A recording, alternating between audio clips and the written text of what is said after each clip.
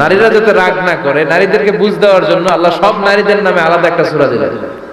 সূরার নাম, তার মানে আল্লাহ নারীকে খুশি রাখতে চায়, বিশ্বনবীও নারীদেরকে খুশি রাখতে চায়। আমরা অনেকে বলে, হুজুর আপনি নারীদের পক্ষে কথা বলেন বেশি। আমি সবার পক্ষেই বলি, যার যেটা অধিকার তাকে সেটা দিতে হবে, ঠিক কিনা? নারীরা সম্মানিতা, তাদেরকে সম্মান দিতে হবে। বিশ্বনবী তাদেরকে সম্মান দিতেন। মা আয়েশাকে বিশ্বনবী সবসময় আগে সালাম দিতেন। সুবহানাল্লাহ পড়ে। খাদিজা রাদিয়াল্লাহু তাআলা আনহাকে আল্লাহ তাআলা আরশের উপর থেকে সালাম পাঠিয়েছেন। এজন্য নারীদেরকে সালাম দিবেন বেশি বেশি।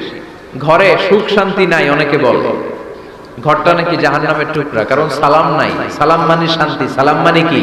সালাম মানে, চিল্লায় বলেন, জান্নাতীরা যখন জান্নাতে ঢুকবে, ফেরেশতারা জান্নাতীদেরকে কি বলবে?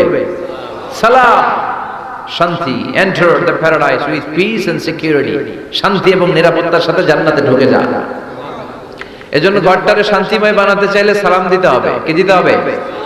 আজ থেকে স্ত্রীকে সালাম দিবেন তো ইনশাআল্লাহ পড়েন। আমার মাইকের আওয়াজ যদি বোনদের কানে যায়, মাদের কানে যায়, আপনাদেরও বলি, আপনারাও আগে আগে সালাম দিবেন। এই দৃশ্য বাচ্চারা দেখলে বাচ্চারাও সালাম শিখবে, ঠিক কিনা? মা খাদিজার ব্যাপারে আল্লাহ বলেছেন, জিব্রাইল তুমি যে খাদিজারে আমার পক্ষ থেকে সালাম দিয়ে দাও।